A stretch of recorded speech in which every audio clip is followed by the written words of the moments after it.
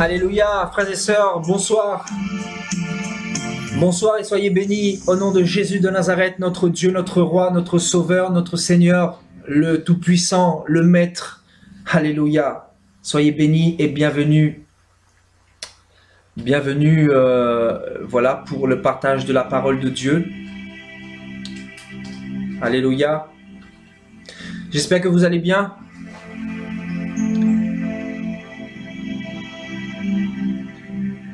J'espère que vous avez passé un bon moment dans la présence de Dieu, à travers la louange, à travers l'adoration. Alléluia. Soyez bénis. Voilà, donc nous sommes le mercredi 9 mai 2018. Samedi, nous avons commencé un thème sur les soucis et les inquiétudes. Et le Seigneur nous a fortement encouragés. Le Seigneur nous a fortement bénis. Le Seigneur nous a fortement parlé. Parce que ce monde a besoin de connaître quelle est la volonté de Dieu. Dans ce monde où tout le monde se pose des questions, où tout le monde sont ébranlés, où tout le monde est ébranlé par les soucis, les inquiétudes de ce monde, parce que nous sommes dans un monde éprouvé, difficile, dans un monde rempli de problèmes. Donc forcément, ça pousse l'homme à être soucieux, à devenir soucieux. Donc voilà, le Seigneur m'a mis à cœur de continuer sur ce thème-là, donc la deuxième partie. Je crois que le Seigneur va encore nous bénir ce soir. Donc les soucis et les inquiétudes. Alléluia. Gloire à Dieu. Donc sans plus tarder, je vais vous inviter à prendre vos Bibles dans Luc chapitre 10. Alléluia.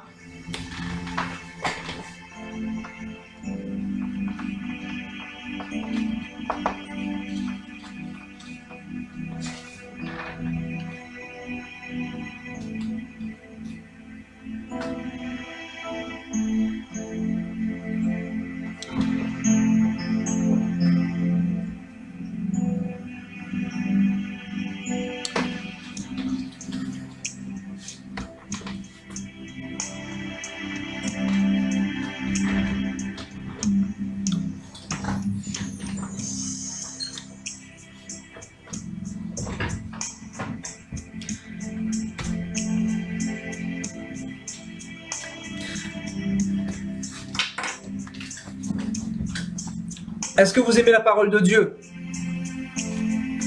Vous aimez la parole de Dieu? Vous aimez que le Seigneur nous surprenne à travers ces thèmes que nous donnons tous les mercredis et les samedis? Moi personnellement, je suis encouragé parce que le Seigneur nous donne l'inspiration pour vous partager ces thèmes-là. Ça ne vient pas de nous, ça vient de lui, bien évidemment. C'est lui qui me parle pour vous donner ces sujets-là. Donc des sujets très importants pour notre perfectionnement, parce que nous devons nous baser sur la parole de Dieu, sur les Saintes Écritures, pour pouvoir avancer en toute assurance. Alléluia.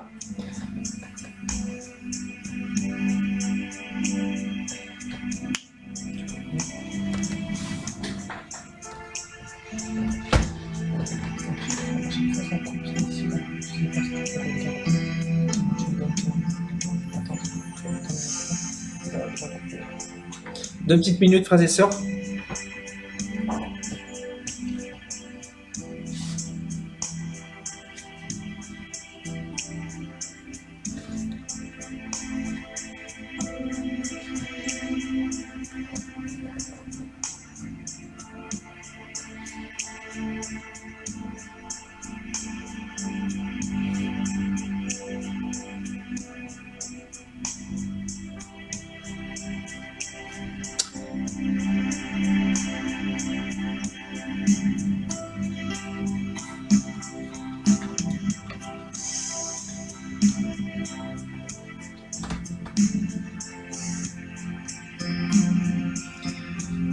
Alléluia. Donc, je vous invite à partager cette exhortation.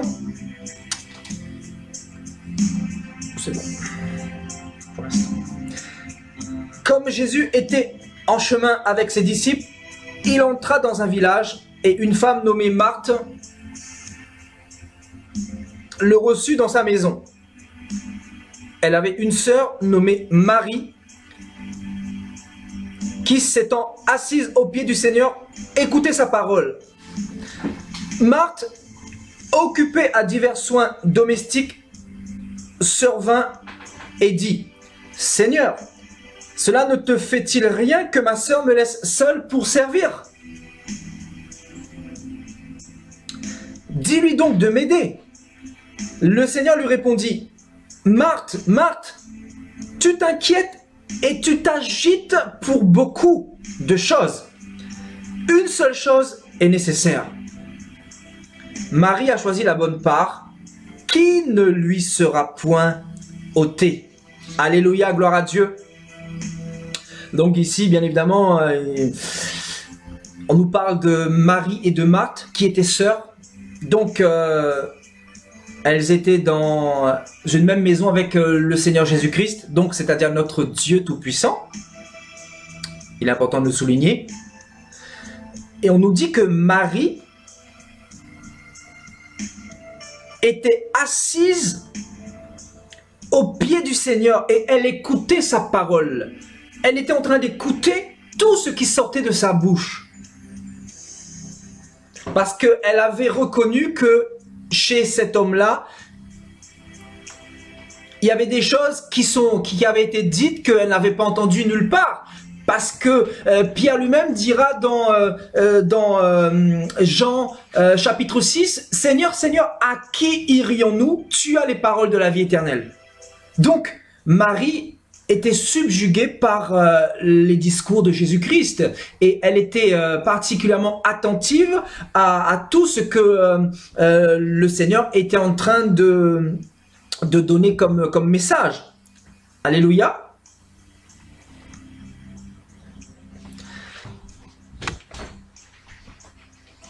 Et on nous dit que Marthe était occupée à divers soins domestiques.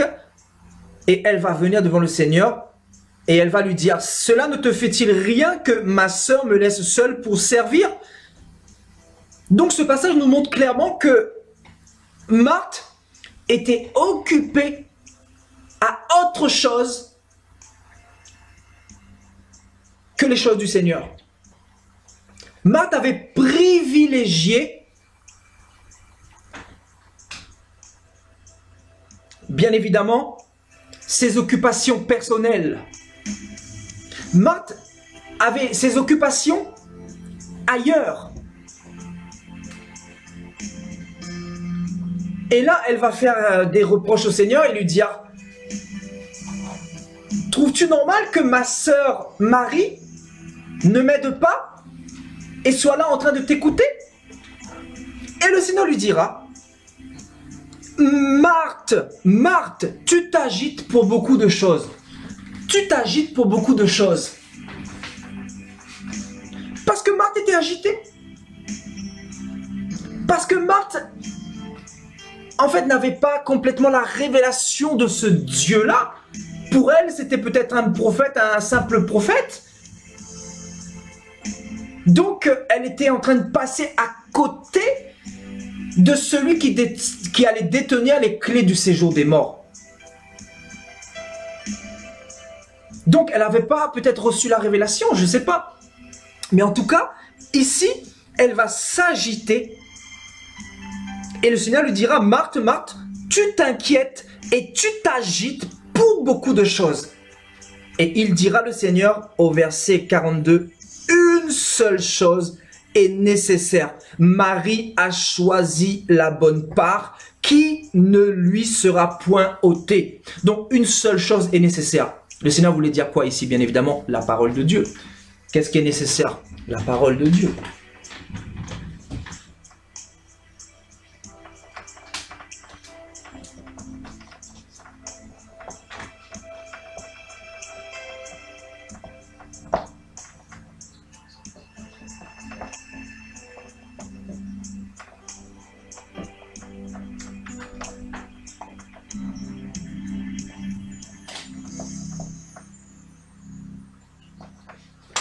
Le Seigneur dira, une seule chose est nécessaire. Le Seigneur n'a pas dit 2 choses, ou 3 choses, ou 4 choses. Il a dit une seule chose. Et cette seule chose, bien évidemment, c'est la parole de Dieu. La parole de Dieu qui nous perfectionne, la parole de Dieu qui nous prépare à ce royaume d'en haut. La parole de Dieu qui nous façonne, qui façonne notre caractère, qui façonne notre mentalité. Cette parole qui nous sanctifie, cette parole qui n'est autre que l'eau de vie dont nous parle Éphésiens chapitre 5 à partir du verset 27. Donc cette eau qui nous lave, qui nous redonne de la vigueur, qui nous purifie. Et donc Marie était au pied de cette eau pure pour recevoir sa part. Tandis que Marthe, elle était occupée à des soins domestiques.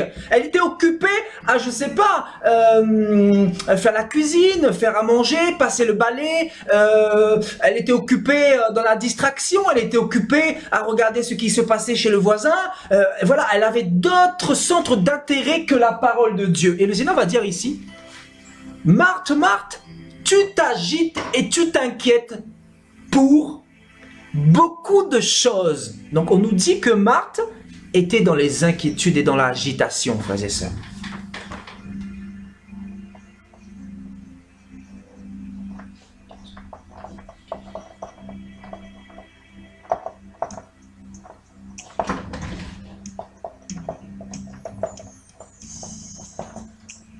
Donc Marthe était dans les inquiétudes et dans les agitations.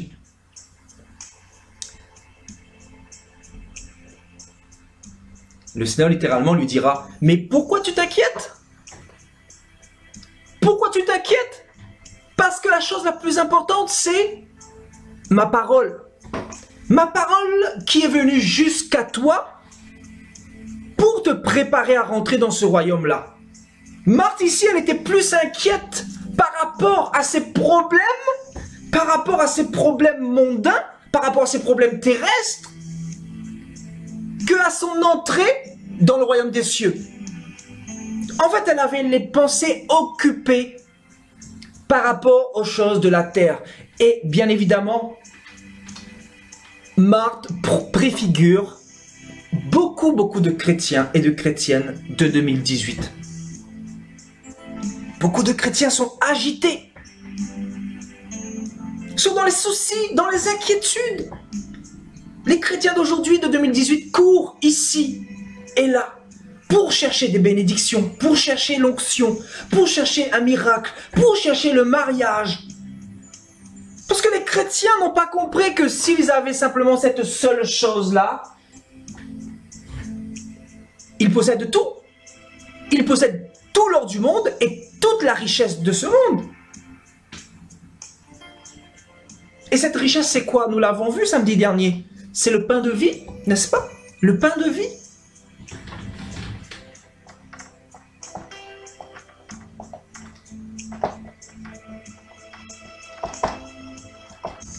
Donc ce pain de vie que beaucoup de chrétiens négligent en courant après les hommes, parce qu'ils pensent que les hommes vont leur donner ce pain-là. Ce n'est pas les hommes qui donnent ce pain-là. Encore une fois, c'est Jésus de Nazareth. Nous l'avons vu dans Jean chapitre 10. Le Seigneur disait que, voilà, celui qui croit en moi, ben, il entrera, il sortira et il prendra du pâturage. Il ne sera jamais rassasié. Il ne sera jamais...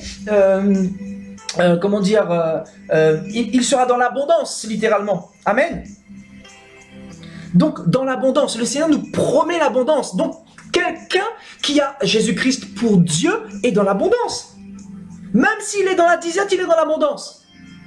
Parce que Paul même dira dans Philippiens chapitre 4, à partir du verset 13 là-bas, « Je suis satisfait dans l'abondance, dans la disette. » J'ai appris à être satisfait de ces choses-là. Si je suis dans l'abondance, si je suis dans la faim, si je suis dans la nudité, parce que ces choses-là ne sont pas une fin en elles-mêmes. La véritable fin, c'est quoi? C'est le royaume des cieux. Et nous avons vu samedi dernier que les soucis et les inquiétudes font obstacle à notre croissance spirituelle. Donc le fait d'être inquiet, le fait d'être dans les soucis, le fait de se préoccuper trop des choses de ce monde nous empêche de progresser avec le Seigneur. Et dans cette génération de 2018, beaucoup de chrétiens sont dans la stagnation spirituelle. Les chrétiens ne progressent pas. Alors que le Dieu d'Israël, c'est celui qui nous emmène de gloire en gloire, de victoire en victoire. Et laissez-moi vous dire que beaucoup de chrétiens en 2018, pour ainsi dire 98%, ne progressent pas, n'ont aucune progression parce qu'il y a le phénomène des soucis et des inquiétudes. Comme Marthe. Marthe est en train de se soucier par rapport aux choses de ce monde. Alors que le Seigneur, nous l'avons vu dans Matthieu 7, le Seigneur disait « Qui de vous, par ses soucis et par ses inquiétudes, peut ajouter une coudée à sa vie ?» Personne. Ce n'est pas parce que tu manques à manger, en te souciant, tu vas régler ton problème de nourriture. Qu'est-ce qu'il faut faire, me diras-tu? Ben, il faut marcher par la foi. Parce que la nourriture n'est pas une fin en elle-même. Parce que le vêtement n'est pas une fin en lui-même. Parce que la maison n'est pas une fin en elle-même. Parce que ces choses-là sont passagères.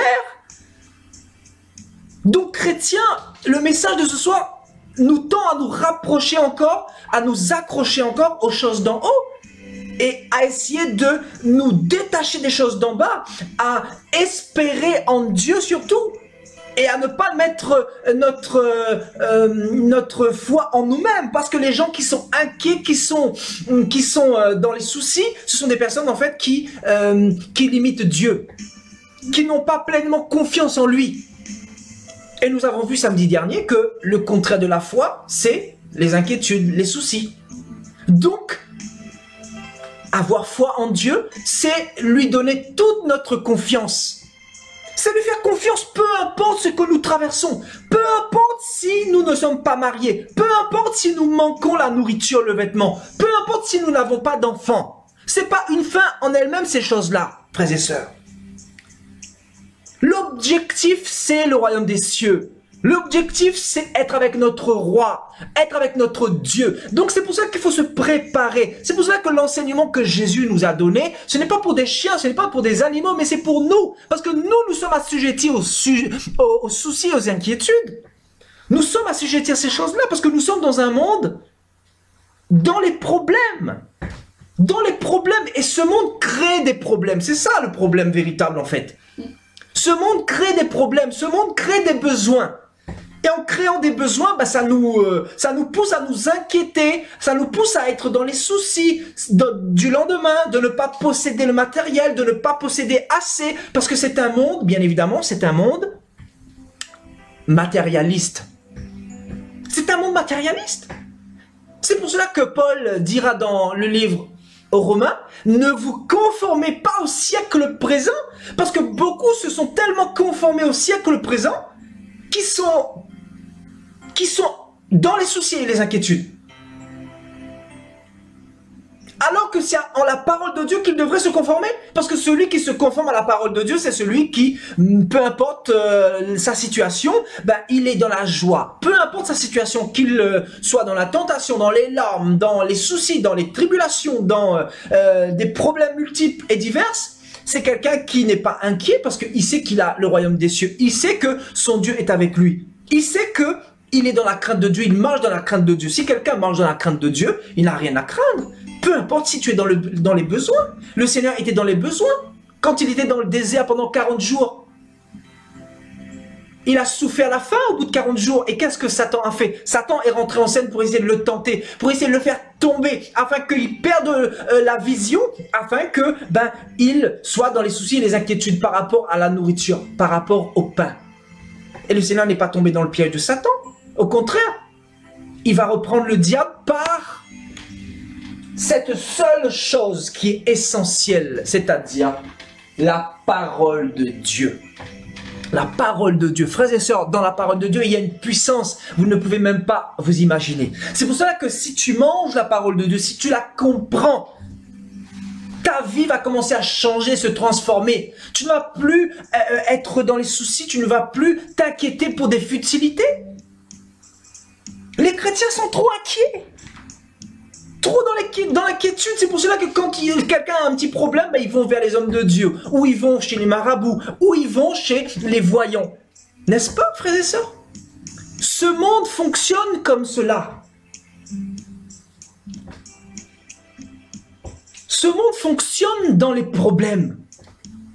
Et aujourd'hui, les hommes de Dieu sont devenus des marabouts. Sont devenus des marabouts. Pourquoi? Parce que les chrétiens n'ont pas compris que la chose essentielle, c'est la parole de Dieu, comme Marthe, elle n'avait pas compris cela. Marthe ne l'avait pas compris.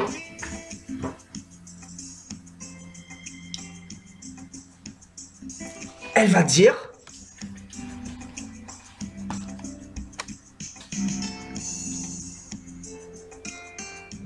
Seigneur, cela ne te fait-il rien que ma sœur me laisse seule pour servir? On nous dit que Marthe était occupée à divers soins domestiques. Elle était occupée, elle avait la pensée occupée. Et vous croyez que Satan a changé depuis 2000 ans? Satan n'a pas changé. Satan, sa plus grande ruse, bien évidemment, c'est de faire croire qu'il n'existe pas. Mais dans ce piège bien structuré, ben en fait, il emmène des choses dans ce monde afin de nous occuper l'intelligence. Comme les réseaux sociaux, comme YouTube, comme WhatsApp, comme Instagram, comme Snapchat. Enfin, il y a tellement de trucs aujourd'hui, il y a tellement de soins domestiques. Ce sont ces choses-là qui représentent les choses domestiques. Vous pensez quoi? Si Marthe avait vécu dans cette génération, elle serait où en ce moment? Elle serait en train de faire quoi? Elle serait sur YouTube, elle serait sur Facebook, elle serait sur Twitter, elle serait en train de tweeter, Facebooker, en train de YouTuber, etc. Je vous dis la vérité. Elle serait en train de rechercher des bishops. Marthe, elle serait en train de rechercher l'onction. Elle serait en train de rechercher ce que Dieu veut pour sa vie. Qu'est-ce que Dieu veut pour ta vie? Les chrétiens n'ont pas encore compris ce que Dieu veut pour leur vie. Qu'est-ce que Dieu veut pour notre vie? C'est un problème d'identité, c'est un problème d'enseignement. Parce que si quelqu'un sait ce que Dieu veut pour sa vie, c'est quelqu'un qui ne va plus courir à droite et à gauche. C'est quelqu'un qui va s'asseoir au pied du maître. C'est quelqu'un qui va aller dans le désert, dans son désert spirituel. C'est quelqu'un qui sera à l'écoute de Dieu. C'est quelqu'un qui va scruter les Écritures comme les chrétiens de Béret, dans Acte 17. C'est quelqu'un qui sera au pied du maître pour recevoir sa part. Parce que la part que le Seigneur nous donne, la richesse véritable, c'est bien évidemment la parole de Dieu. Regardez ce que nous dit 1 Corinthiens, chapitre 1.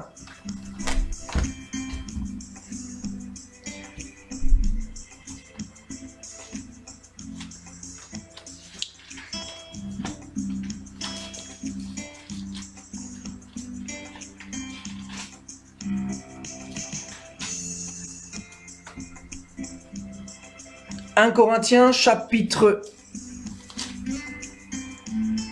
1 au verset 5. Car en lui, vous avez été comblés de toutes les richesses qui concernent la parole et la connaissance. » Voilà la richesse de Dieu.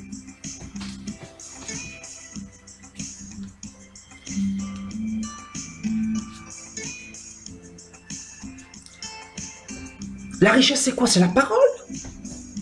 Et Marthe, elle était concentrée sur d'autres richesses. Marthe était concentrée sur ce que le monde donne et non pas sur ce que Dieu donne.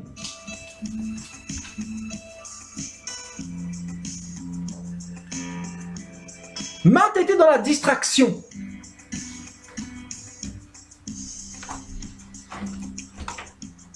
Marthe était dans la distraction.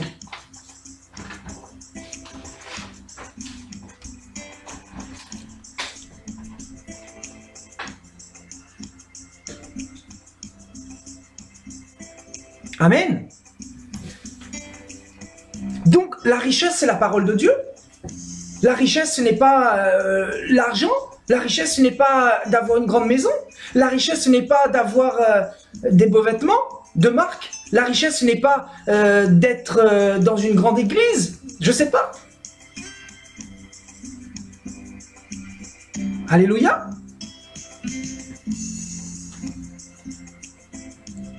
Marthe, pourquoi tu t'inquiètes et tu t'agites pour beaucoup de choses? Pourquoi tu t'agites?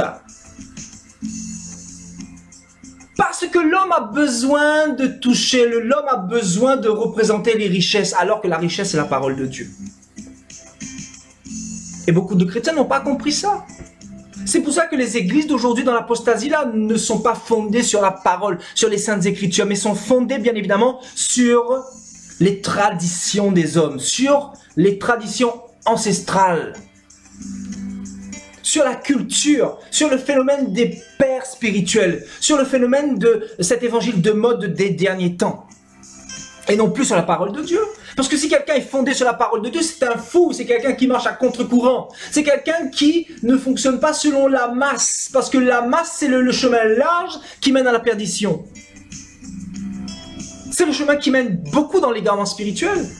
C'est le chemin qui mène beaucoup à dépendre, qui emmène beaucoup à dépendre des hommes. Qui emmène beaucoup à dépendre des autres. Alors que nous devons dépendre que de Dieu. Parce que c'est cette parole-là qui va nous donner la suffisance. Cette parole qui représente le pain de vie, bien évidemment. Alléluia.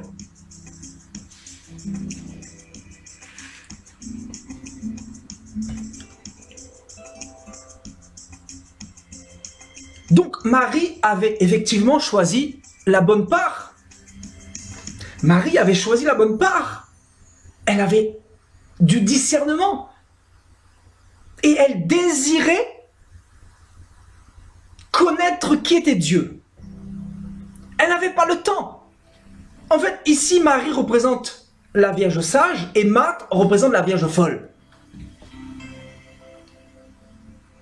Et la parole, c'est quoi, frères et sœurs? La parole, c'est l'huile.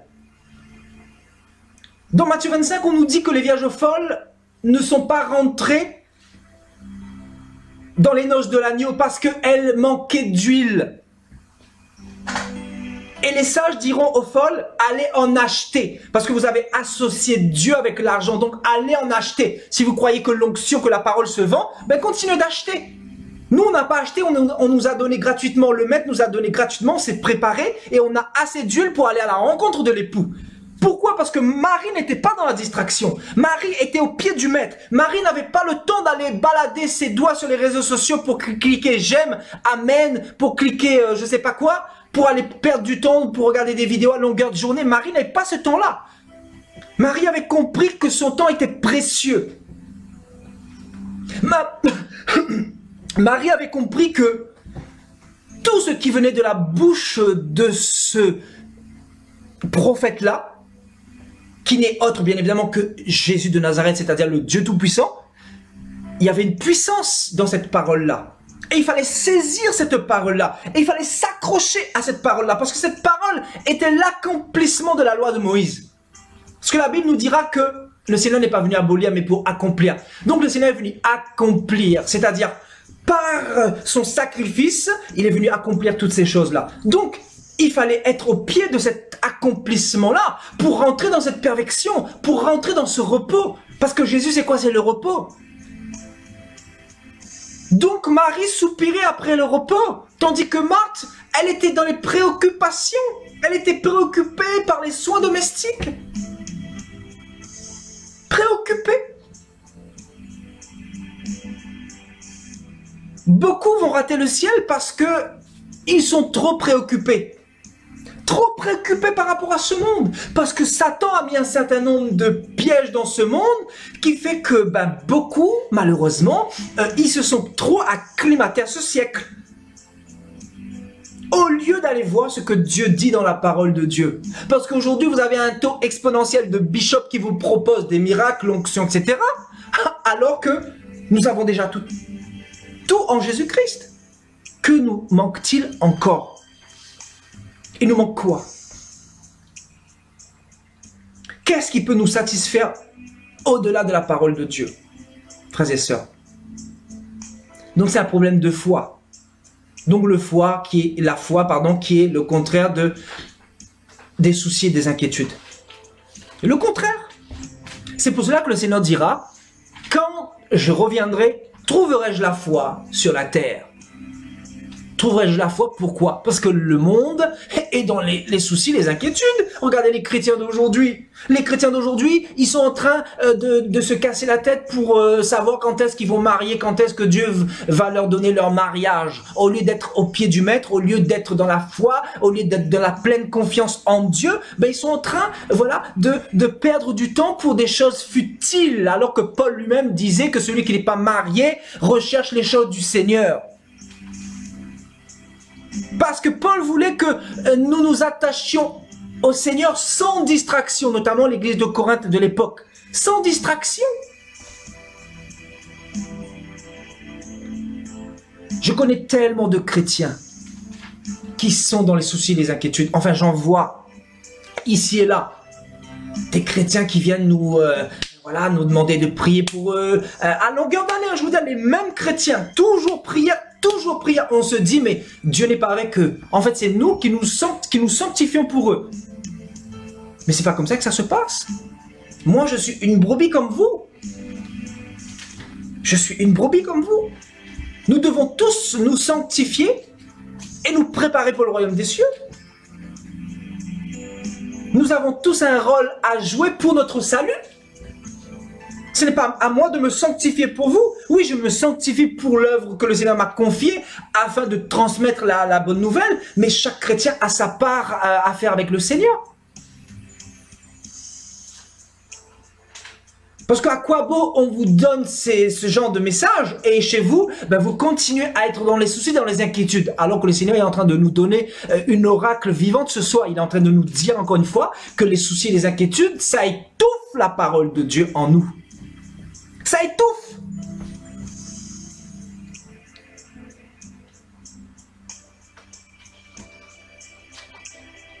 Et allons voir dans Matthieu chapitre 13.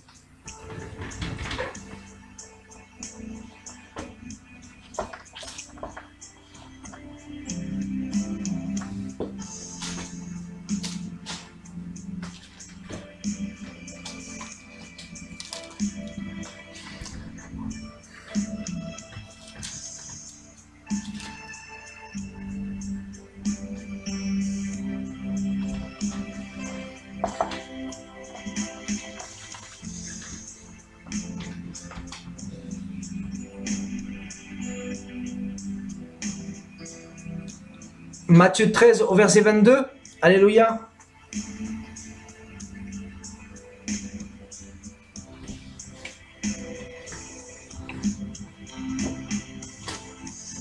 Celui qui a reçu la semence parmi les épines, c'est celui qui entend la parole, mais en qui les soucis du siècle et la séduction des richesses étouffent cette parole et la rendent infructueuse.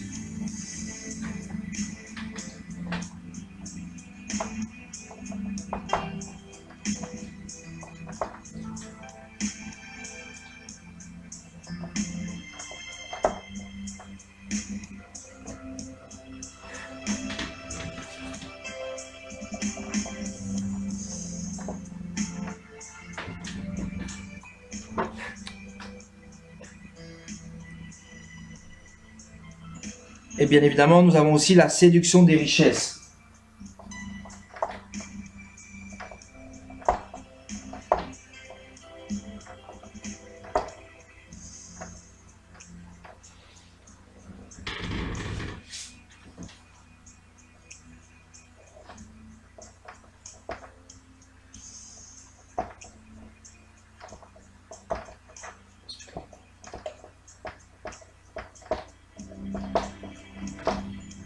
Quel est l'évangile le plus prêché aujourd'hui en 2018?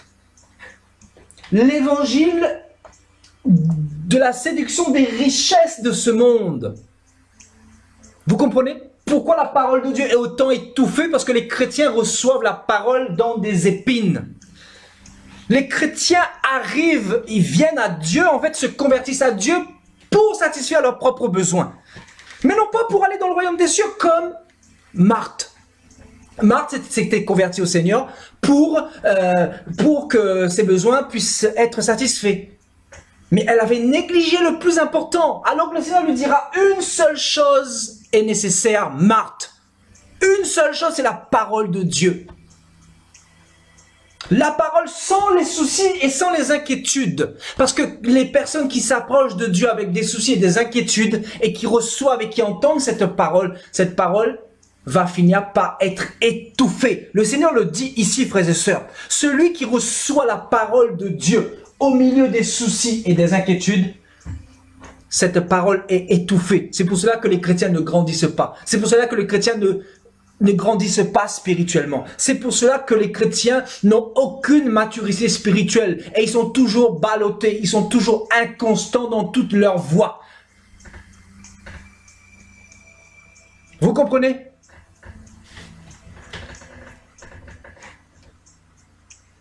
Parce qu'il y a le facteur des soucis et des inquiétudes. Pourquoi allons-nous à Dieu? Pour recevoir quoi? Pour recevoir l'onction, pour recevoir le mariage, pour recevoir bénédiction, pour recevoir, pour que ta situation change, pour que ta situation s'améliore. Mais on ne va pas à Dieu pour ces choses-là, frères et sœurs. On va à Dieu pour être sauvés, pour se préparer pour le royaume d'en haut. Parce qu'un jour, nous allons quitter ce monde. C'est ça l'évangile qui doit être prêché. Et c'est ça l'évangile qui nous persécute, qui persécute les prophètes de Dieu. L'évangile des bénédictions, là, ça persécute pas aucun prophète, frères et sœurs.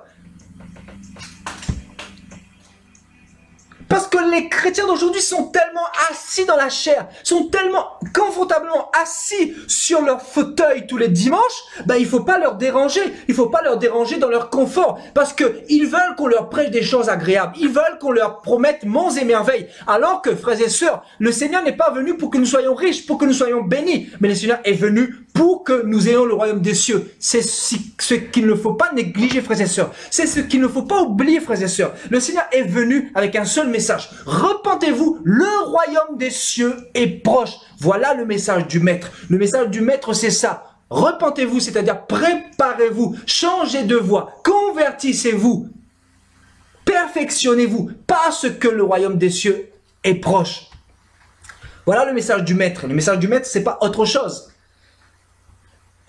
Tandis qu'en 2018, vous avez des faux prophètes, des multitudes de faux prophètes qui ont été suscités pour vous prêcher les richesses, pour vous prêcher l'évangile de prospérité. Et le Seigneur nous dit que cet évangile-là, c'est l'évangile qui étouffe la parole de Dieu. C'est pour cela que les chrétiens aujourd'hui courent plus après les miracles, courent plus après l'onction, que l'enseignement, que les enseignements. Alors que c'est les enseignements qui peuvent nous sanctifier, cet enseignement qui peuvent nous préparer, cet enseignement qui peuvent nous perfectionner. Frères et sœurs, les vierges folles qui vont rester, ce sont des vierges folles qui n'ont pas d'huile. Ce sont des vierges folles qui n'ont pas la parole, qui n'ont pas reçu les enseignements, les oracles de Dieu, les oracles et la révélation de Dieu. Parce que, bien évidemment, dans les oracles de Dieu, il y a la révélation.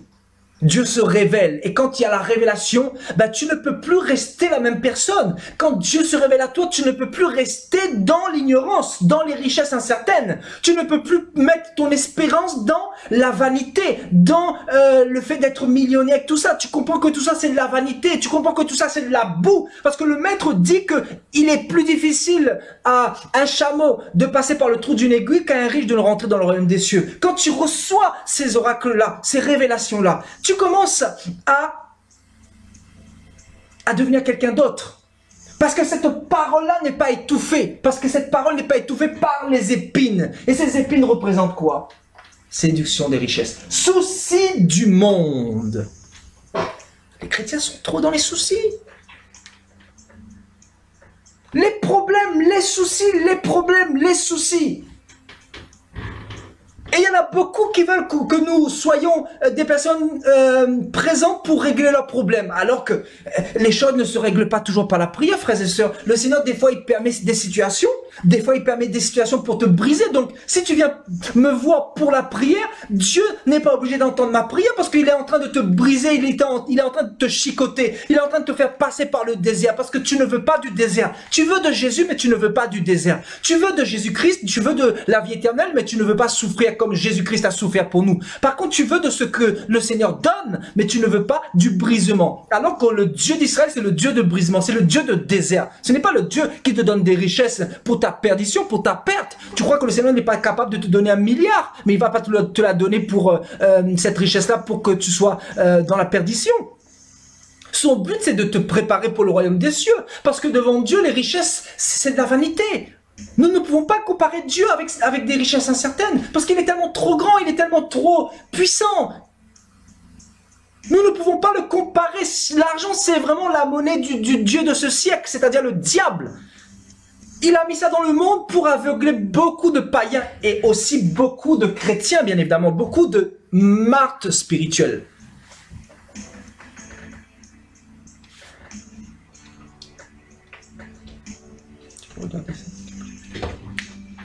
Beaucoup de martyrs spirituels.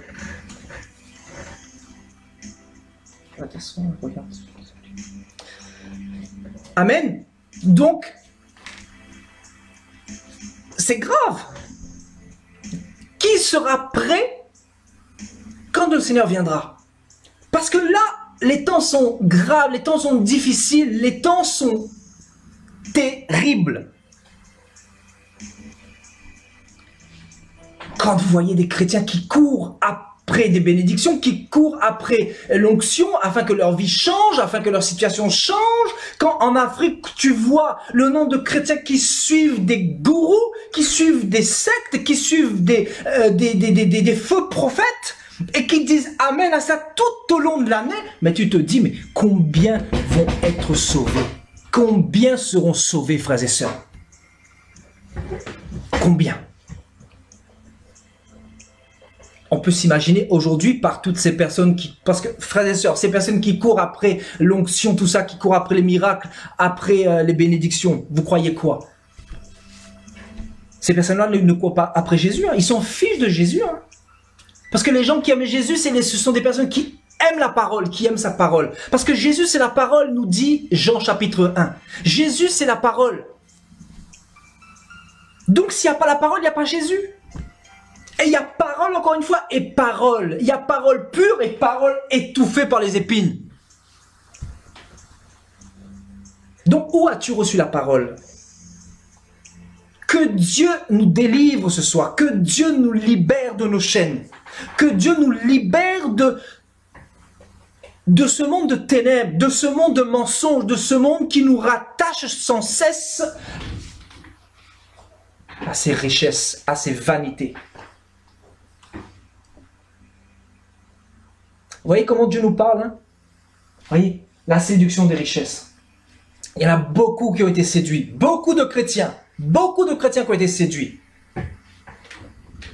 Comment les ramener à la raison? En leur prêchant la parole, bien évidemment. Mais est-ce que ces chrétiens-là vont accepter cette parole-là? Beaucoup n'acceptent pas la parole de Dieu. Beaucoup ne veulent pas de Dieu. Je vous dis la vérité. Beaucoup ne veulent pas de Jésus de Nazareth. Beaucoup ne veulent pas de lui. Mais les masques vont tomber quand le Seigneur va revenir. Je vous dis, hein, les masques vont tomber. Beaucoup ne vont pas comprendre. Mais Seigneur, Seigneur, j'avais un cœur bon, j'avais un cœur gentil. Mais oui, le Seigneur leur dira, ben oui, mais tu as suivi l'évangile de prospérité. Tu as suivi, tu as reçu la parole parmi les épines. Tu as recherché plus ce que je donne que ce que je suis. Ça va être terrible. Ah, je vous dis, ça va être terrible. Ça va être terrible. Le Seigneur connaît nos cœurs. Quel intérêt y a-t-il dans nos cœurs? Pourquoi sommes-nous chrétiens? Pourquoi suivons-nous le Seigneur? Posons-nous un peu les questions.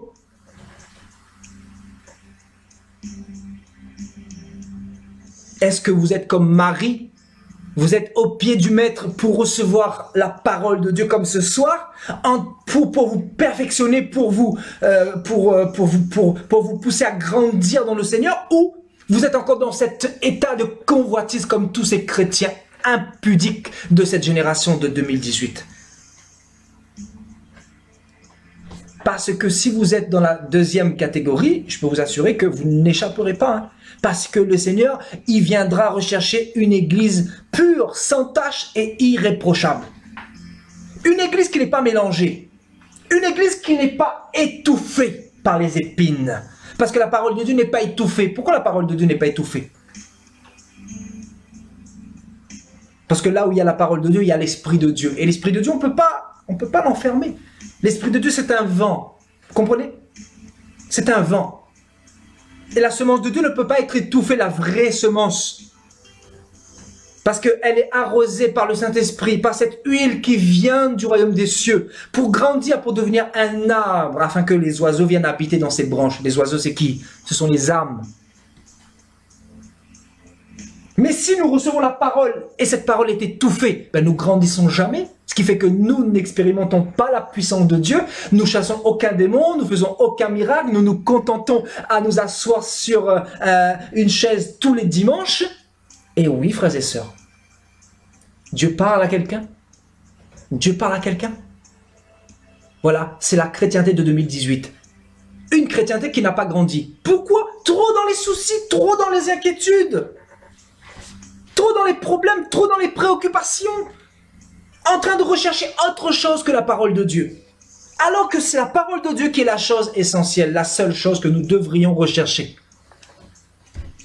C'est pas facile, frères et sœurs. S'appuyer sur la parole de Dieu, c'est pas facile. Mais la parole de Dieu, c'est une puissance pour le salut de quiconque croit.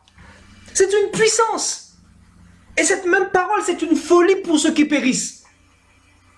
C'est pour cela que les païens ne veulent pas de cette parole-là. Et les vierges folles aussi ne veulent pas de cette parole-là. Mais ils veulent de ce que ce Dieu la donne. Alors que c'est cette parole qui a vocation à nous préparer pour le royaume des cieux, pour notre entrée dans les noces de l'agneau, pour la rencontre de notre époux. Donc, il faut une réforme. Il faut une réforme au niveau de nos pensées, au niveau de notre entendement, au niveau de notre désir sur notre cœur, le désir qui se porte sur nos cœurs. Il faut une réforme. Il faut demander à Dieu de réformer nos voies. Et la réforme se fait par la parole de Dieu. Si quelqu'un a compris cette exhortation, c'est quelqu'un qui va avancer paisiblement. Peu importe ce qu'il va traverser, peu importe. Vous pensez quoi? Je sais que vous qui êtes ici, vous avez des problèmes à divers degrés. On a tous des problèmes. Moi-même qui vous parle, j'ai des problèmes. Les problèmes, c'est quoi? C'est pas des problèmes de grand ordre, je dirais, mais on est oppressé par ce monde, par la vie chrétienne elle-même qui n'est pas facile. Mais je m'appuie sur quoi? Je m'appuie sur la parole de Dieu. C'est sur Jésus-Christ qu'il faut s'appuyer. Et on est tous seuls. Dans notre vie chrétienne, on est tous seuls. Donc je veux t'encourager aussi à porter ta croix. Ce n'est pas à ton frère de porter la croix pour toi. Celui qui tiendra jusqu'au bout sera sauvé. Voilà le message du maître. Il faut tenir jusqu'au bout. Ne pas craquer sous la pression. Parce que le diable va mettre un certain nombre de choses pour nous mettre la pression, pour nous faire craquer. Nous mettre des problèmes dans la tête, des besoins, soi-disant, des pseudo-besoins. Il va créer des besoins dans notre vie. Pourquoi? Pour que nous rations le royaume des cieux. Et Marthe était tombée dans ce piège. Marthe était passée à côté. Marthe était passée à côté, frères et sœurs.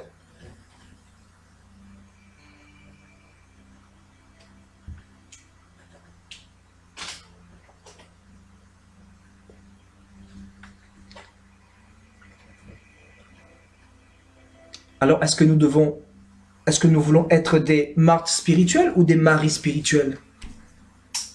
Vous voyez, nous avons un bel exemple dans la parole. C'est vraiment un passage merveilleux là. Vous voyez, dans Luc 10, verset 38 là, à partir du verset 38. Le Seigneur nous montre vraiment là que tous ceux qui sont en train de se préoccuper plus des choses de ce monde, plus de leur famille que du royaume des cieux, parce que beaucoup, je vous dis la vérité, il y en a beaucoup là qui vont à l'église tous les dimanches, mais toute la semaine là, il n'y a pas Jésus. Jésus, ils les ont mis à la porte. Ils ont mis Jésus à la porte. Donc le lundi, il est à la porte, le mardi, il est à la porte, le mercredi, le jeudi, le vendredi, le samedi, il est à la porte. Par contre, le dimanche, allons à la maison de l'Éternel. C'est ça ta vie chrétienne? C'est ça ta vie chrétienne? Le lundi, tu ne médites pas la parole, le mardi, tu ne médites pas la parole, alors que cette même parole, c'est la seule chose qui est essentielle. Un chrétien qui ne médite pas la parole, qui ne lit pas la parole de Dieu, Et tu veux aller dans le royaume des cieux? La Bible dit que le royaume des cieux, depuis le temps de Jean-Baptiste à aujourd'hui, sont forcés, ce sont les violents qui s'en emparent, les violents. Ce ne sont pas les petits chrétiens lambda, ce ne sont pas les tièdes. Laisse-moi te dire, mon frère, ma soeur. Ce sont les violents. Ce sont ceux qui prennent des engagements avec le Seigneur. Ce sont ceux qui ont une relation sincère avec Jésus-Christ de Nazareth, dans le secret. Peu importe s'ils sont seuls, peu importe s'ils souffrent.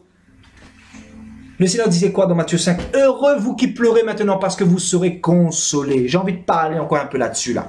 Allons partir dans Matthieu chapitre 5.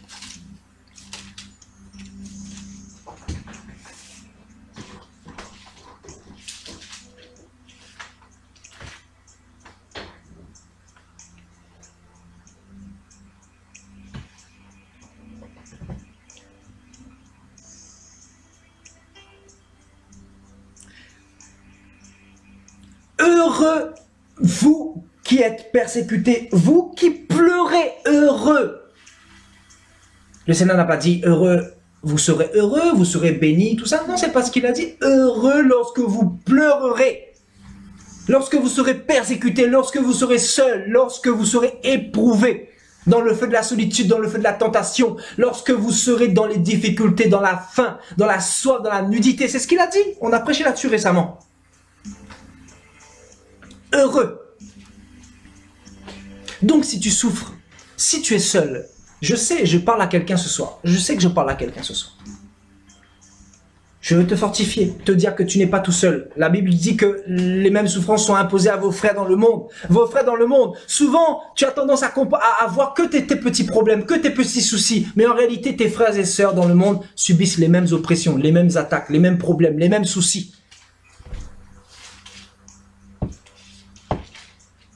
Mais le Seigneur nous dit de venir déposer ces soucis-là. Venez à moi, vous tous qui êtes fatigués et chargés. Je vous donnerai du repos. Je vous donnerai ma paix. Je mettrai ma paix dans vos cœurs. Alléluia. Et Luc 8, 14 nous dira...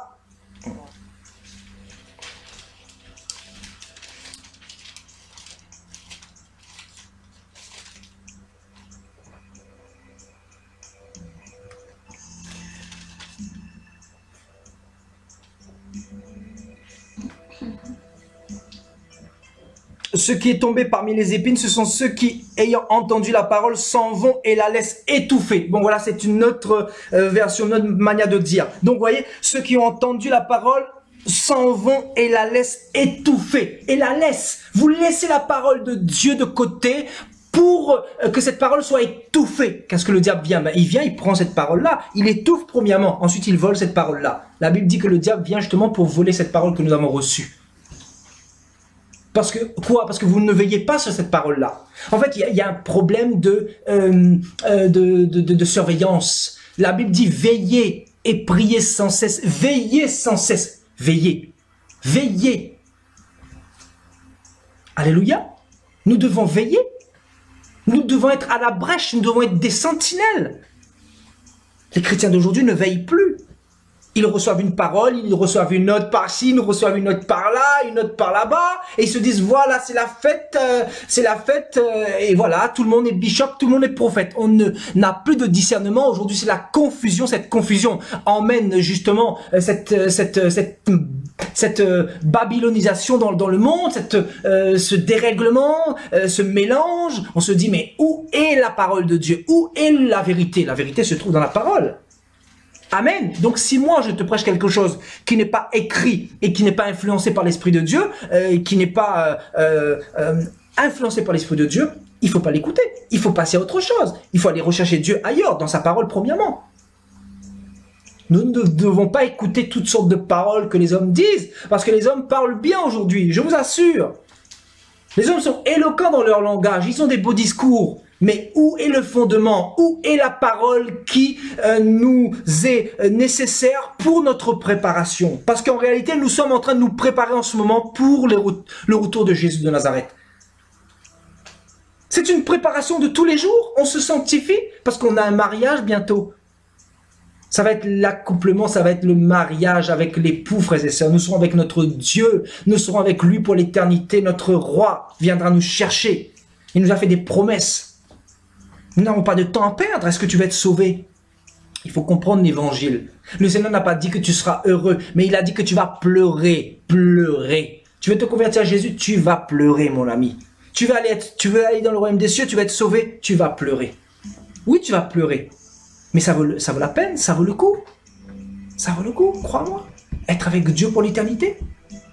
Être dans ta demeure éternelle, plus de problèmes, dans la joie, dans la paix, dans l'amour, avec ton corps incorruptible qui ne meurt plus. Waouh! Tu seras avec ton Créateur, avec celui qui t'a créé, celui qui a créé le ciel et la terre, celui qui est l'alpha et l'oméga. Plus de tentation, plus de loyer à payer, plus de soucis, plus d'inquiétudes. Le Seigneur, en fait, quand il nous dit qu'il faut mettre les soucis et les inquiétudes de côté, c'est parce qu'il veut nous préparer à ce royaume sans inquiétude, sans soucis. Il nous prépare, en fait. C'est pour ça qu'il nous sanctifie, parce que le royaume d'en haut, c'est un royaume saint. Il nous demande d'abandonner les soucis et les inquiétudes, parce que là-haut, il n'y a pas de soucis, il n'y a pas d'inquiétude. Donc, il est en train de nous préparer à ce royaume en réalité. Il est en train de nous préparer à rentrer pour pouvoir être préparés, frères et sœurs. Amen. Donc, voilà, il y a des personnes qui ne veillent pas sur cette parole-là, justement. Et on nous dit, il la laisse étouffer par les soucis, les richesses, les plaisirs de la vie. Waouh.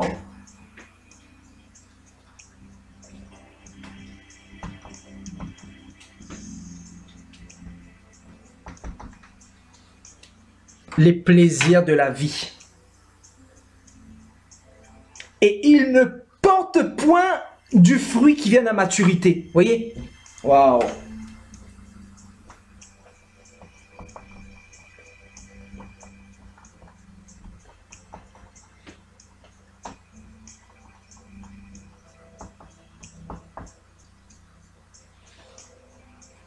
Voilà, point de fruit qui arrive à maturité. Donc, pas de croissance littéralement. Pas de croissance. Ça stagne. Donc, dites-vous que si vous stagnez quelque part, c'est que vous êtes encore un peu trop dans les soucis. Vous n'avez pas laissé tout au Seigneur. Le Seigneur disait quoi? Si tu veux être mon disciple, il faut tout laisser. Il faut laisser tout laisser. Tu laisses ton propre moi, ta propre vie. Le Seigneur disait, celui qui veut sauver sa propre vie la perdra, mais celui qui la perdra à cause de moi la retrouvera. Donc il faut tout laisser, même ta propre vie, même tes problèmes, même tes soucis, même les soucis que tu peux avoir dans ton foyer, tout ça là, laisse ça de côté. Dis Seigneur, je te remets ça entre tes mains, papa. Je remets ça entre tes mains, je te fais confiance. Voilà comment il faut prier. Voilà comment il faut prier. Faites confiance en Dieu, frères et sœurs. C'est quoi ces chrétiens-là qui ne fait que commander au Seigneur, là, donne-moi ça, donne-moi ci, donne-moi ça. Changeons un peu de mentalité, changeons un peu de manière de prier. Changeons un peu d'attitude. Parce que je crois que notre Dieu est fatigué d'entendre toutes ces prières-là. Je crois qu'il est un peu fatigué. Donne ci, donne ça, donne ci, Seigneur, j'ai besoin de ci. Le Seigneur nous dit quoi dans la Bible? Il connaît nos besoins. Il connaît nos besoins. Il connaît nos besoins avant même que nous lui demandions. Il connaît déjà. Avant que la prière sorte de ta bouche, il connaît déjà ta prière. Il connaît déjà ton besoin. C'est pour cela qu'il te demande de ne pas t'inquiéter. Parce qu'il sait en réalité ce qui est bon pour toi. Et qu'est-ce qui est bon pour toi? C'est la parole qui est bon pour toi. La parole qui est bon pour toi. Ça peut te paraître fou, je sais, pour ceux qui sont encore charnels, ça peut leur paraître fou, mais laisse-moi te dire qu'il y a une puissance dans la parole. Dieu n'est pas hors de sa parole. Si tu veux suivre Dieu, il faut être dans la parole de Dieu. Il faut être dans ce contexte. Il faut être dans la révélation. Il faut prier pour que Dieu te donne la révélation.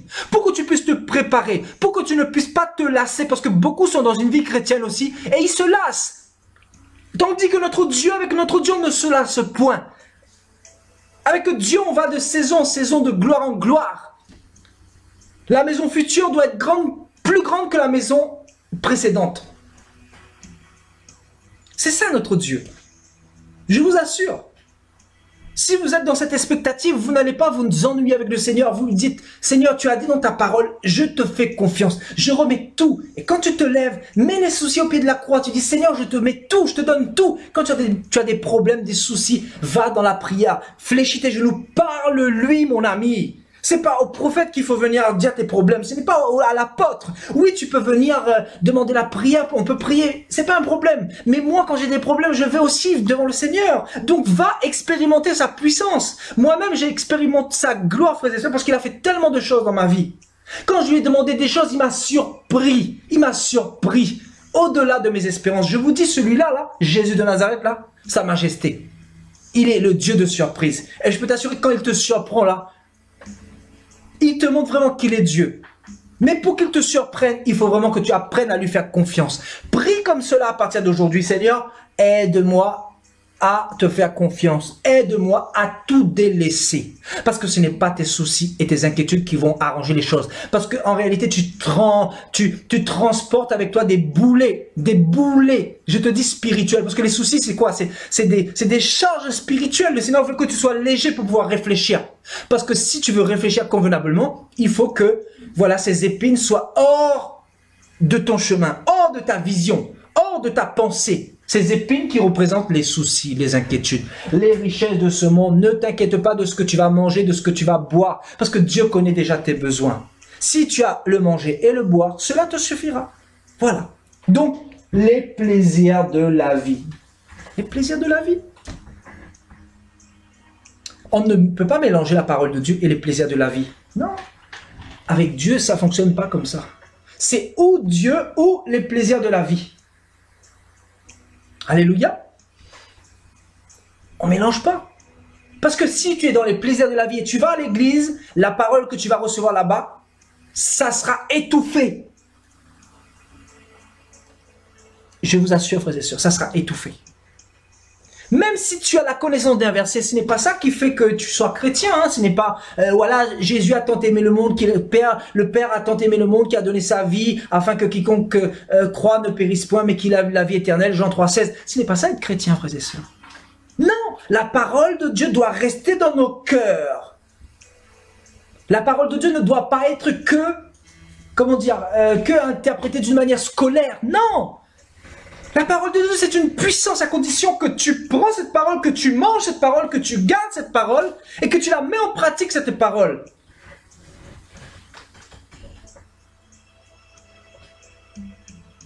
Alléluia. La mise en pratique de cette parole-là. Parce que beaucoup reçoivent cette parole mais ne la mettent pas en pratique. Je vous assure, frères et sœurs. Regardez, Romains chapitre 2. Romains chapitre 2. Prenez vos Bibles. Au verset 13. Romains chapitre 2, verset 13. Alléluia.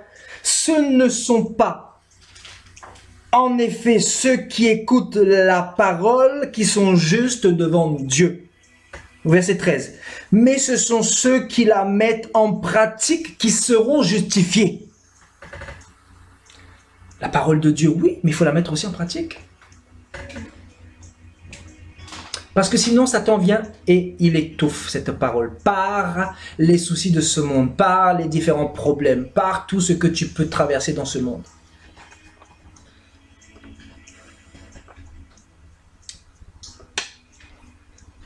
Alléluia.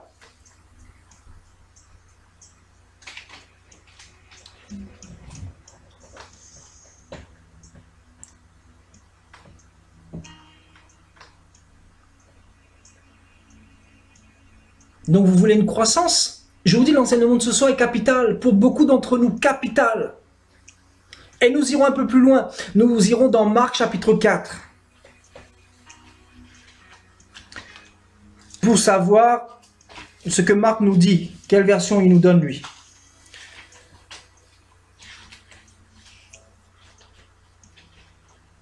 Marc chapitre 4 verset 18.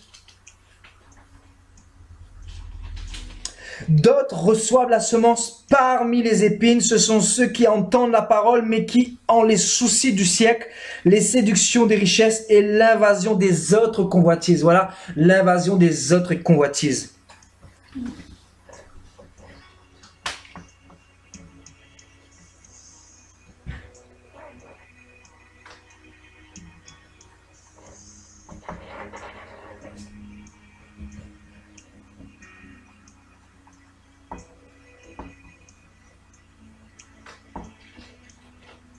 Ce monde possède tellement de convoitises. Quelle est ta convoitise en ce moment, mon ami? Quelle est ta convoitise? Si tu convoites quelque chose plus que la parole de Dieu, c'est que tu es dans la convoitise. Laisse-moi te dire. Tu veux que je te parle sincèrement? Si tu convoites quelque chose plus que la parole de Dieu, si tu passes plus de temps dans le monde que dans la parole de Dieu, tu es forcément dans la convoitise. Et forcément, tu ne peux pas grandir, tu ne peux pas croître spirituellement. Nous devons donner notre vie entièrement au Seigneur, frères et sœurs. C'est ça, être chrétien. L'invasion des autres convoitises. On nous parle d'une invasion. C'est-à-dire, il y en a des millions et des millions de convoitises dans le monde. Il y en a beaucoup, partout.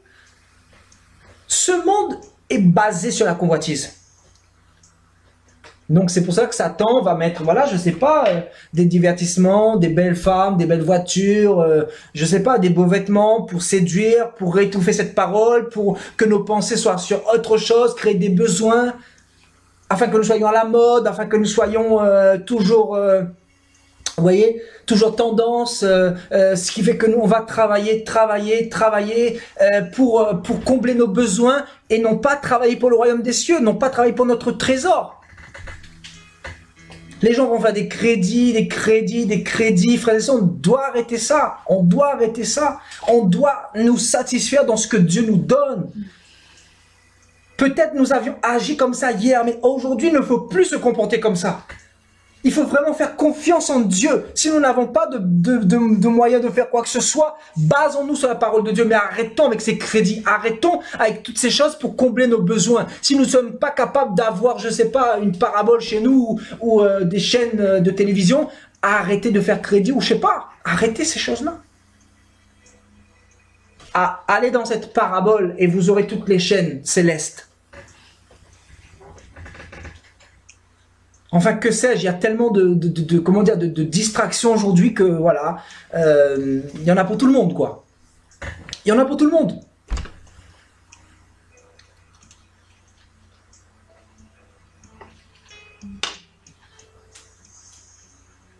Aujourd'hui, en 2018, avec Internet, avec la mondialisation, tout le monde a ne serait-ce qu'une convoitise. Tout le monde. Frères et sœurs, nous sommes arrivés à la fin. C'est ça qu'il faut comprendre. Nous n'avons plus le temps. Il faut vraiment diriger nos cœurs vers la parole de Dieu, comprendre les oracles de Dieu, comme ce soir. C'est une oracle vivante que le Seigneur nous donne ce soir, qui a la capacité de changer ce qui ne va pas dans nos vies. Délaisser ces convoitises-là si nous voulons porter du fruit, si nous voulons grandir, croître spirituellement, si nous voulons aller de gloire en gloire. Parce que sinon, là, je vais vous dire quelque chose. Ceux qui réussissent leur vie chrétienne, ce sont des bouillants. Ce sont ceux qui ont choisi la meilleure part. Ce qui est nécessaire, la parole de Dieu, les enseignements de Dieu. Non pas n'importe quels enseignements, je vous parle des vrais enseignements, les oracles de Dieu, celles qui viennent d'en haut, celles qui, quand elles viennent dans nos cœurs, là, elles transforment notre vie, elles changent notre manière de parler, notre attitude, elles nous mettent en évidence par rapport à nos péchés, par rapport à nos erreurs, par rapport à nos failles, parce que nous ne pouvons pas nous dire que nous sommes parfaits, mais quand l'oracle de Dieu arrive, quand tu médites l'oracle de Dieu, tu reconnais que tu es pécheur, tu reconnais que tu as des failles. Et c'est là que tu vas pouvoir te prosterner et savoir comment prier. Parce que au lieu de rechercher les choses du monde, si tu t'examines par rapport à la parole de Dieu, tu vas reconnaître, tu vas savoir comment prier. Parce que Dieu va te montrer comment il faut prier. Dieu va te montrer comment il faut prier. Père, ne nous soumets pas à la tentation, garde-nous de ce monde, des séductions de ce monde, des convoitises trompeuses de ce monde. Voilà comment il faut prier. Le Seigneur va t'enseigner cela, parce que c'est la parole de Dieu qui t'enseigne comment il faut prier. Mais si tu ne médites pas la parole, si tu ne passes pas du temps avec Jésus, comment tu veux qu'il te façonne? Comment tu veux qu'il te fasse passer par ce désert? Comment tu veux qu'il te forme? Comment tu veux qu'il t'emmène dans une autre contrée, dans une autre dimension? Il ne pourra pas, mon ami, parce qu'il y a une base avec le Seigneur. La base, c'est les fondations, le fondement. Ensuite, il y a les murs qui sont montés. ensuite il y a le toit, la charpente. Ensuite, bien évidemment, ben, quand la maison est finie, ben, le Seigneur vient te chercher. C'est comme ça. Tu as une œuvre à bâtir sur la terre. Chacun a une œuvre à bâtir sur la terre. Tant que tu n'as pas terminé toute la construction, le Seigneur ne peut pas revenir te chercher. Mais une fois que tu as terminé, mais est-ce que tu vas terminer cette construction-là? Pour commencer cette construction, tu dois être établi sur la parole. Non pas sur la parole des hommes, non pas sur la parole d'un bishop, non pas sur la parole du pape, non pas sur la parole de l'église catholique, protestante, orthodoxe, mais sur la parole de Yeshua, sur la parole que Marie avait aspiré tant, frères et sœurs.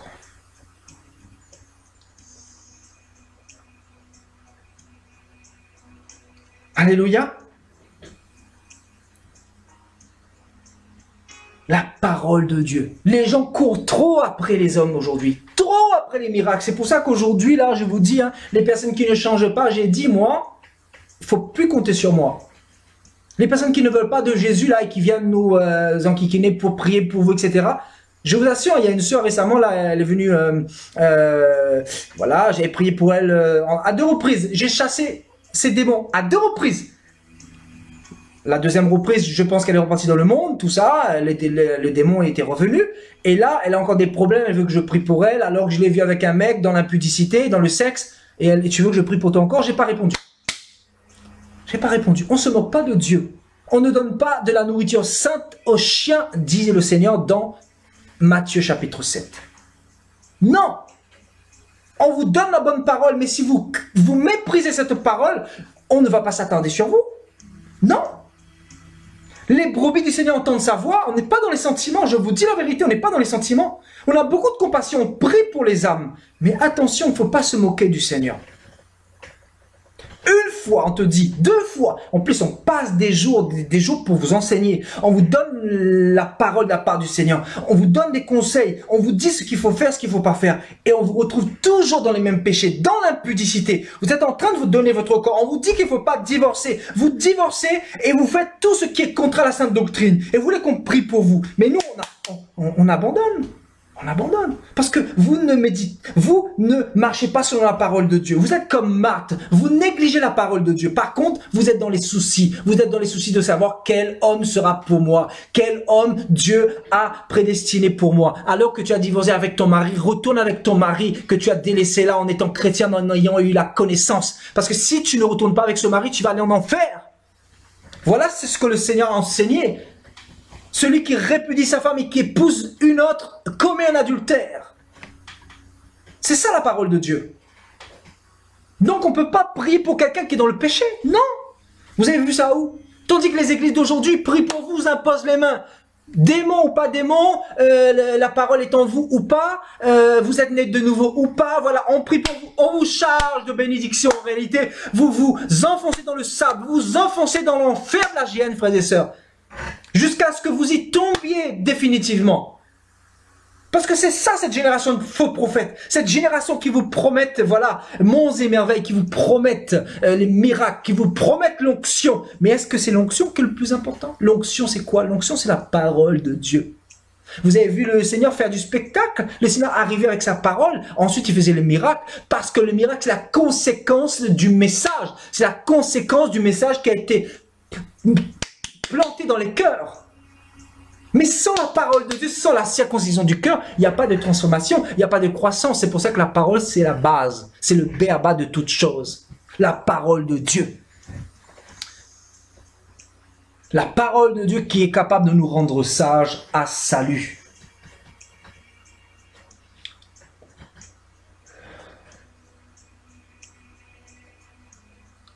Alléluia.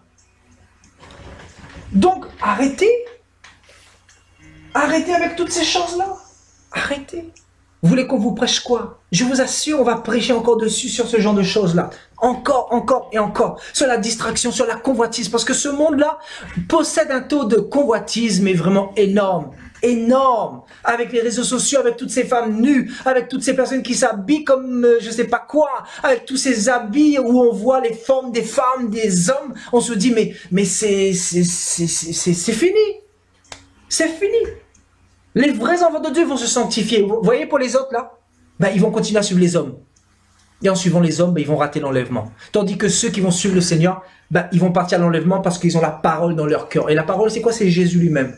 C'est-à-dire quand Jésus va revenir, la gravité va nous attirer. C'est-à-dire cet aimant va nous attirer à lui. Et là, on sera avec lui pour l'éternité. Parce que quoi? Parce que nous avons été sanctifiés, nous ne sommes pas étouffés. Tandis que les personnes qui ont été étouffées par ces épines-là, je vous assure, il y aura comme des ondes négatives autour d'elles, ces personnes-là. C'est-à-dire elles ne seront pas enlevées. C'est impossible. Arrêtons de nous inquiéter. Quand je vois des personnes, des chrétiens sur les réseaux sociaux, arrêtez de vous inquiéter, frères et sœurs. Priez le Seigneur, arrêtez de vous inquiéter. Priez le Seigneur, remettez ça entre les mains de Dieu. Faites confiance en Dieu, arrêtez de vous battre par vos propres forces. Le Seigneur disait, ce n'est pas de tes propres forces que tu y arriveras, c'est par l'Esprit de l'Éternel que tu y arriveras. Par l'Esprit de l'Éternel. Par la foi, par la confiance en ton Dieu. Alléluia. Philippiens chapitre 4.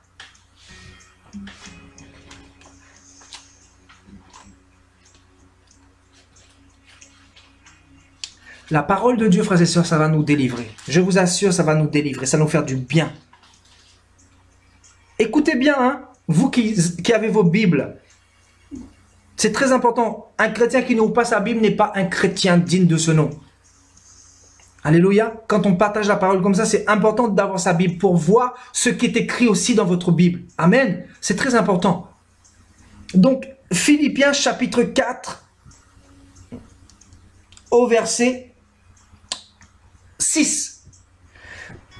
Ne vous inquiétez de rien, mais en toute chose, faites connaître vos besoins à Dieu par des prières, des supplications, des actions de grâce.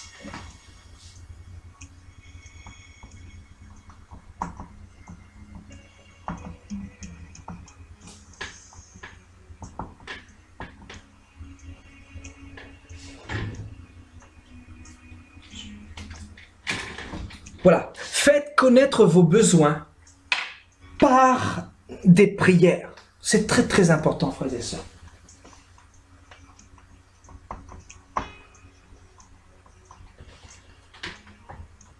Par des prières, des supplications,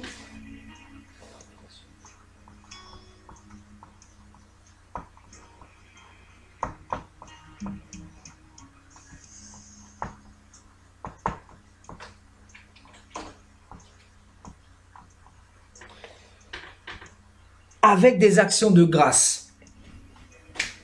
Alléluia. Retenez bien cette parole-là. Gravez ça sur votre front, je ne sais pas. Gravez ça sur les murs de votre maison, afin que vous n'oubliez jamais cette parole-là. Parce que nous sommes à la deuxième partie sur ce thème et on va clôturer aujourd'hui pour passer à un autre thème. Alléluia. Pour que vous ne puissiez pas oublier tout ce que le Seigneur nous donne aujourd'hui. Amen. La Bible dit, ne vous inquiétez de rien. Rien.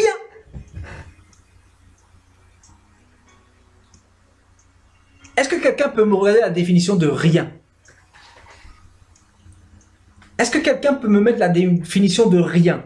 Que veut dire rien dans le vocabulaire français, frères et sœurs?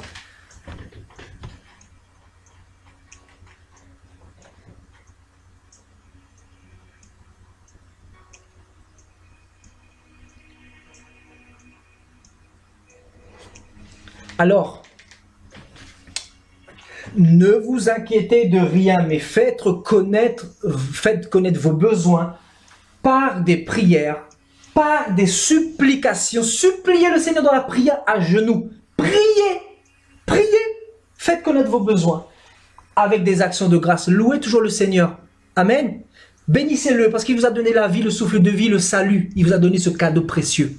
Alors, ne cherchez pas à demander, louez-le. Louez-le. C'est vrai qu'il faut lui demander des choses si vous avez besoin, si vous avez des besoins. Mais n'hésitez pas à toujours le faire avec action de grâce.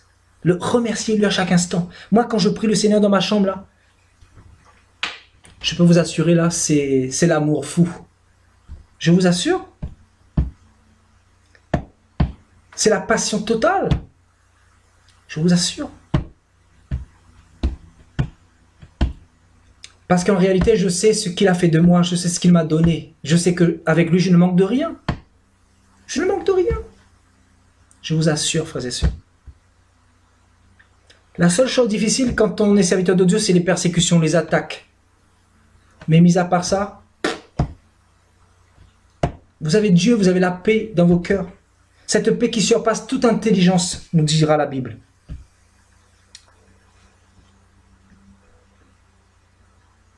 Voilà, ça veut dire nul, sans importance, neutre, voilà, rien, ben voilà, zéro. Donc, ne vous inquiétez de rien, c'est-à-dire zéro. Peu importe vos problèmes, mettez ça de côté. Dites Seigneur, voilà, tu m'as dit ça dans ta parole, je veux obéir à ta parole. Obéissez à sa parole, arrêtez de vous inquiéter. Vous allez voir que votre vie va commencer à changer. Vous allez voir. Parce qu'il y en a beaucoup qui ont pleuré, qui pleurent. Pleurez dans la présence de Dieu, dans la joie. Bénissez le Seigneur. Donnez-lui des actions de grâce. La Bible dit que si vous demandez à Dieu du pain, il ne vous donnera pas un scorpion. Si vous lui demandez un poisson, il ne vous donnera pas un serpent. La Bible dit, appuyez-vous sur la parole de Dieu. Alléluia.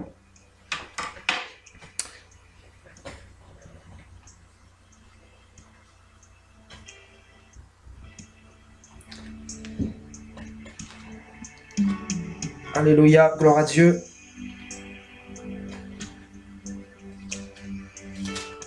Donc voilà, mettez en parole la parole de Dieu. Arrêtez de vous inquiéter pour rien.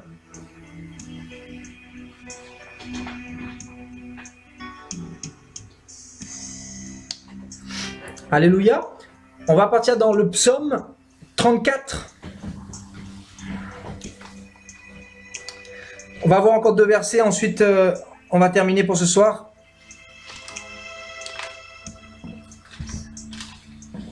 Psaume 34 au verset 9.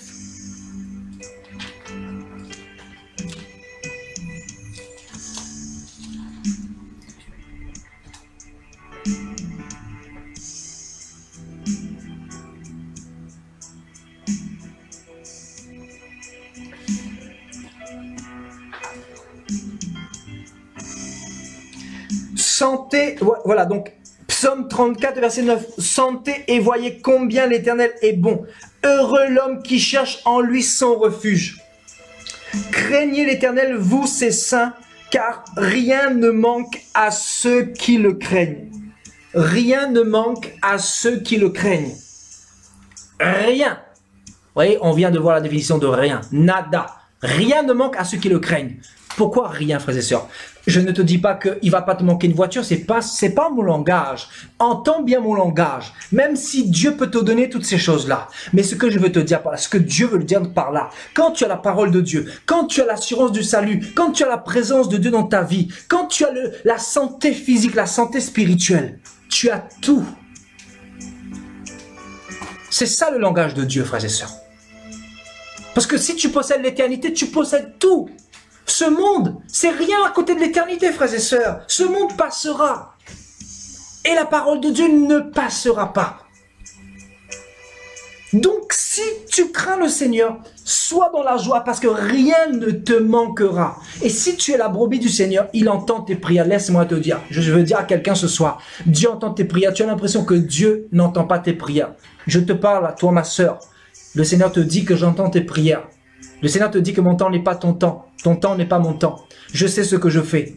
Je sais l'espérance que j'ai mis dans ton cœur. Donc, avec la grâce que j'ai mis en toi, je t'ai donné la capacité pour pouvoir accomplir les desseins que j'ai mis pour toi dans ta vie. Donc, il faut tenir cette parole que je te donne, te dit le Seigneur. Tiens cette parole fermement. Tiens cette parole, garde-la. Garde-la parce que je suis en train de t'emmener quelque part. Il faut manger cette parole, médite cette parole, garde-la près de ton cœur, qu'elle ne s'éloigne point de ta bouche. Médite-le jour et nuit, afin que tu aies du succès dans toutes tes entreprises, comme le Seigneur pouvait dire à Josué, dans Josué chapitre 1, frères et sœurs. Garde cette parole, garde cette parole. Craignez l'Éternel, vous ses saints, car rien ne manque à ceux qui le craignent.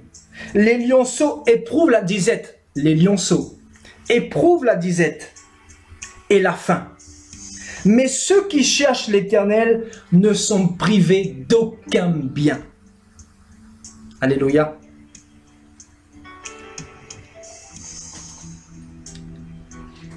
Alléluia. Le Seigneur n'est pas contre le fait de te bénir, etc. Mais la bénédiction est spirituelle. C'est ça qu'il ne faut pas oublier. La bénédiction, elle est spirituelle, elle n'est pas physique, elle n'est pas charnelle. Arrêtons avec cette mentalité-là. Cette mentalité de convoitise où nous demandons sans cesse.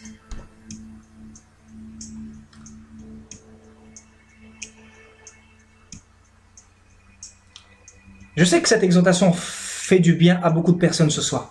Je sais que vous aviez besoin d'entendre ces paroles de réconfort, de consolation, d'assurance, pour vous dire que voilà, vous êtes dans le bon chemin. Ne faites pas comme le troupeau, comme les moutons qui sont tondus dans les églises, qui ont donné depuis des siècles et des siècles, et qui sont dépouillés et qui n'ont jamais été bénis, et en réalité, ils se sont retrouvés en enfer aujourd'hui.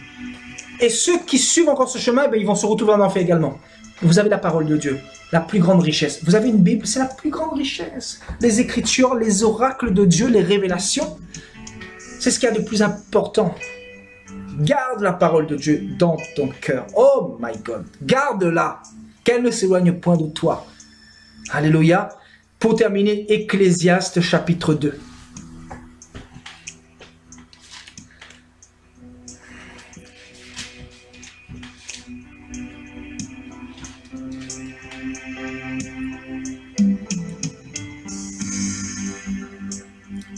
Ecclésiaste chapitre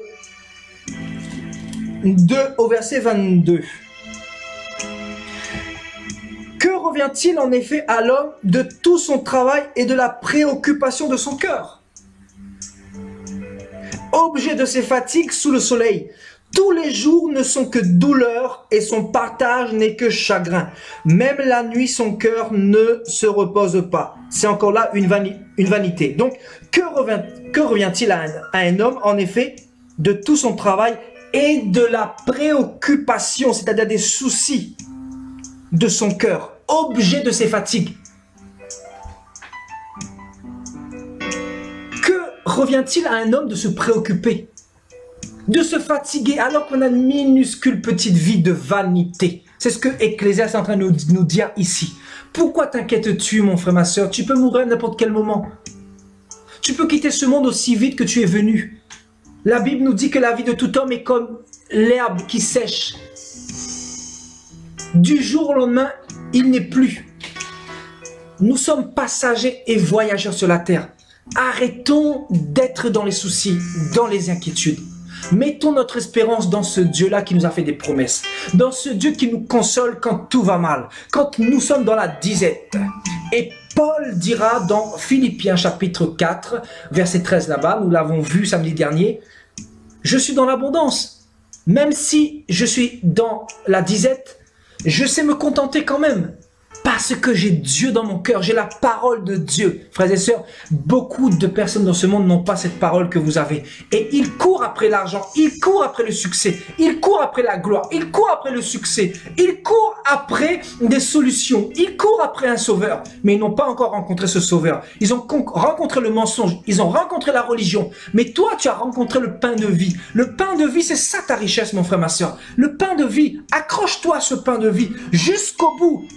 La Bible dira que chaque jour suffit à sa peine. Chaque jour suffit à sa peine. Accroche-toi à cette parole. Ne lâche pas la main de Dieu. Ne lâche pas la main de ton Créateur. Le Seigneur est fidèle et il accomplira les promesses qu'il t'a faites. Parce que ce qu'il dit, il l'accomplit toujours. Alléluia, repose-toi sur sa parole. Sa parole, c'est l'huile fraîche. Sa parole, c'est l'huile qui te réconforte. Cette parole te donne l'assurance, l'abondance. Cette parole te rend abondant, te rend joyeux, te rend heureux. Peu importe tes problèmes, peu importe tout ce que tu peux traverser dans ce monde. Jésus est le problème et la solution des problèmes. Jésus est la solution à tous tes problèmes. Sa parole est la solution à ton problème. Sa parole, c'est ta consolation. Même si tu ne vois pas la fin de ton problème, mais cette parole doit te suffire pour te dire que Dieu a déjà accompli, a déjà réglé ce problème. Dieu a déjà réglé ce problème en réalité, parce que quand Dieu permet que tu passes dans un problème, c'est que la solution est déjà là. Alléluia.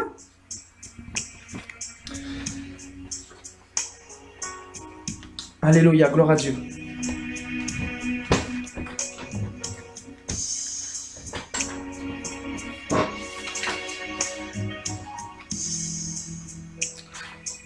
Alléluia.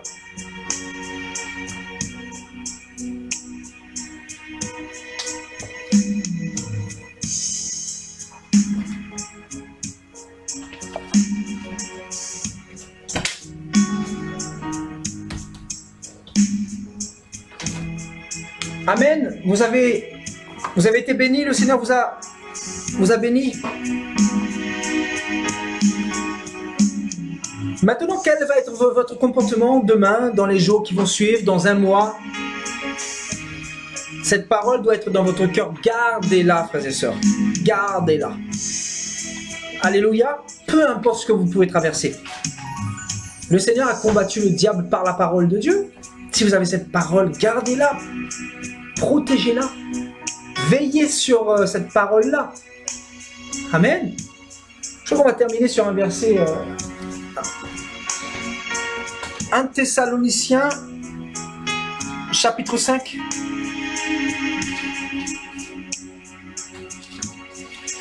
Ensuite, je vous donnerai la parole si vous voulez témoigner en direct.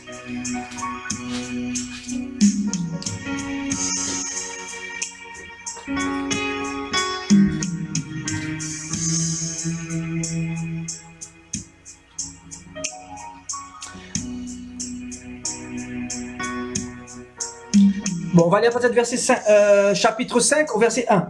Pour ce qui est des temps et des moments, vous n'avez pas besoin, frères, qu'on vous en écrive, car vous savez vous-même que le jour du Seigneur viendra comme un voleur dans la nuit. Quand les hommes diront paix et sûreté, alors une ruine soudaine les surprendra comme les douleurs de l'enfantement surprennent la femme enceinte, et ils n'échapperont point. Mais vous, frères, vous n'êtes point dans les ténèbres pour que ce jour vous surprenne comme un voleur. Vous êtes tous des enfants de la lumière et des enfants du jour. Nous ne sommes point de la nuit ni des ténèbres. Ne dormons point comme les autres, mais veillons, veillons. Et soyons sobres, veillons et soyons sobres.